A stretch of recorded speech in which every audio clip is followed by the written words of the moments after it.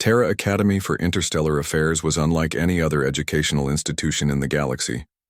Located on Earth, classified as a Class 12 Deathworld, it stood as the only academy that trained both humans and non-terrestrial species together. The arrangement was controversial, but the Galactic Council had insisted on inclusion as part of humanity's integration into the wider cosmic community. Lisa Bell sat motionless in the back row of Advanced Fleet Strategy, her gray eyes fixed on the holographic display at the front of the classroom. Around her, 12 different species from across the galaxy clicked, whistled, and tapped notes into their data terminals. The instructor, Admiral Vorn, a tall blue-skinned Aldarian with 4 arms, manipulated the battle scenario with practiced gestures. "This, cadets, is the infamous Tarsian Gambit," Vorn announced, a theoretical scenario considered unwinnable when defending against a superior force that has achieved orbital supremacy. Lisa's expression remained neutral, though a small wrinkle formed between her eyebrows. The simulation showed a planet, not unlike Earth, surrounded by 50 enemy vessels in perfect formation. "Your assignment," Vorn continued, "is to calculate how long the planetary defense could theoretically last before inevitable surrender. You may work in groups." The classroom erupted into movement and sound as students clustered together. Lisa remained seated, alone. Torque, a bulky reptilian Dortian with armored skin, glanced back at her. "Hey, Belle, not joining anyone? Too scared to admit your primitive planet would fall in hours?" A ripple of laughter spread through the room. It was no secret that many non-human students viewed Terrans as dangerously unpredictable, yet technologically inferior. Lisa blinked slowly. "I prefer to work alone on this one." Vorn noticed the exchange. "Cadet Bell, this exercise specifically tests collaborative strategic thinking. With respect, Admiral, I'd like to submit an individual analysis." The Admiral's secondary arms crossed, in annoyance. "Very well. You have until tomorrow's class." The next day, the classroom buzzed with anticipation. Group after group presented their findings, with survival estimates ranging from 12 hours to 3 days. Torque's team proudly announced their calculation of 4 days, the longest of any group.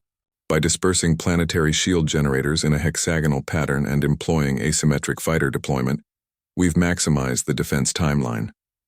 Admiral Vorn nodded approvingly. "Impressive work. And now, Cadet Bell?" Lisa stood. The room fell silent. She had submitted no digital presentation, carried no notes. "The planet doesn't fall," she said quietly. Laughter erupted. Vorn's upper eye ridges rose. "Explain." "The simulation assumes the attacking fleet follows standard Galactic Alliance engagement protocols," Lisa began. "These protocols were developed by species from moderate gravity worlds with atmospheric conditions that permit certain technological constants." She walked to the holoprojector and gestured at the enemy ships. "The attackers would position themselves at what they consider optimal bombardment distance, but they've never fought on a death world." With a few taps, she zoomed into the planetary surface. "Earth's magnetic field is stronger than the galactic average. Our atmospheric composition affects sensor calibration, and our gravity, well," she paused, looking around the room. "It's not just dangerous to your bodies. It affects your ships too." The class had stopped laughing. "The simulation doesn't account for these variables because they're outside normal parameters.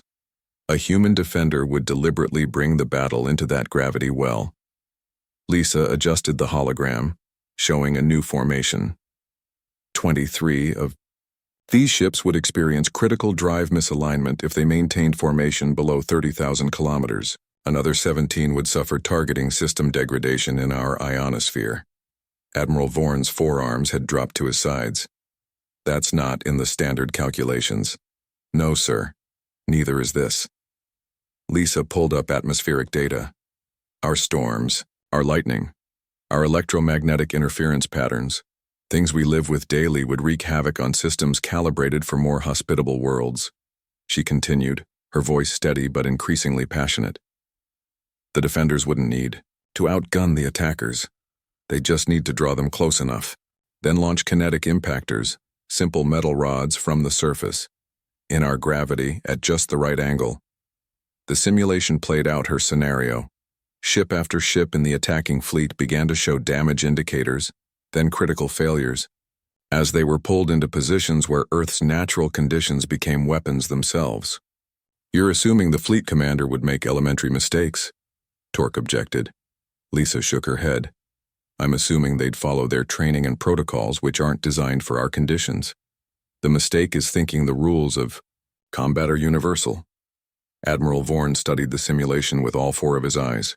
"This is unorthodox." "It's how we think, sir," Lisa replied. "Humans didn't evolve to be the strongest or fastest. We survived by turning our environment to our advantage." The room was completely silent now. "Cadet Bell," Vorn finally said, "you've demonstrated the most valuable lesson in strategy. Never fight on terms set by your opponent." He addressed the class. "And you've all learned why Deathworlders are now our allies rather than our subjects." As Lisa returned to her seat, she noticed the changed looks from her classmates. Not quite respect, not quite fear, but something in between. She hadn't raised her voice, hadn't made grand gestures. She had simply applied the thinking that had kept humanity alive on a planet that should have killed them long ago. And in that moment, without firing a single shot, she had won a battle none of them had even realized was being fought.